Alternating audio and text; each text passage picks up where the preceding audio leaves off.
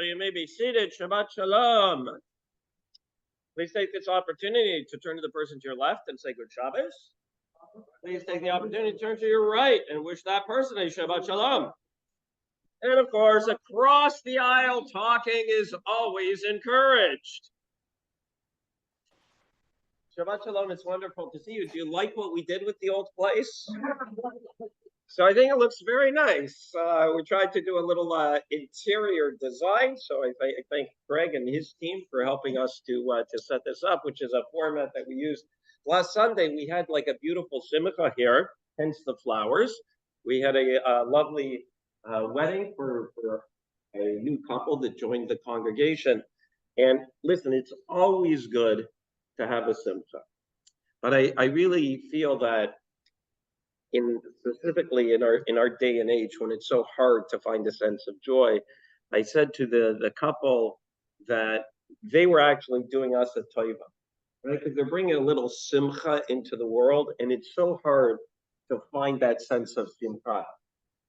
That, ladies and gentlemen, is part of the difference between how Jewish people see the world and how other people see the world.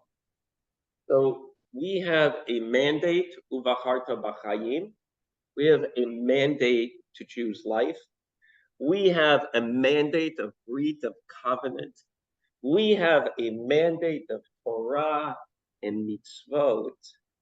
And over the last number of difficult weeks for all of us, that what has impressed me most, and I would say surprised me also, is when I go through, and I'll be speaking about this a little bit more in detail later, when I go through the social media, how many videos there are of Jewish people and Israelis celebrating and singing.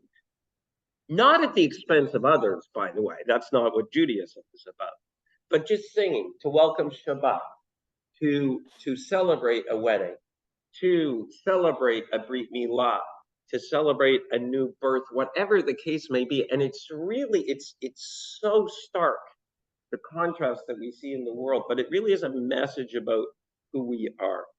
In this week's Torah portion of Vayera, Abraham is continuing to fulfill the covenant and the partnership that he has entered into with God. And that covenant is based on celebrating life.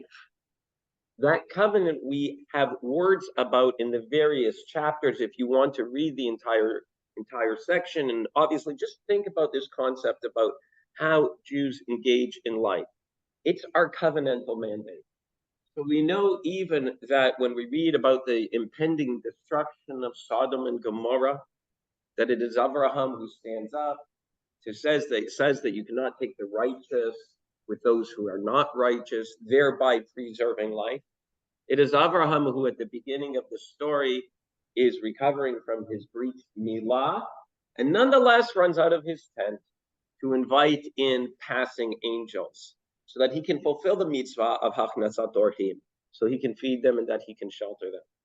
It is the ongoing mandate of the Jewish people that we receive from this week's Torah portion, that we receive from the Torah, that is our calling, D'VarTorah b'chayim, that we will continue to choose life, and God be willing, we should be able to do so in good health and most importantly, in shalom. May that be God's will as together we answer Amen.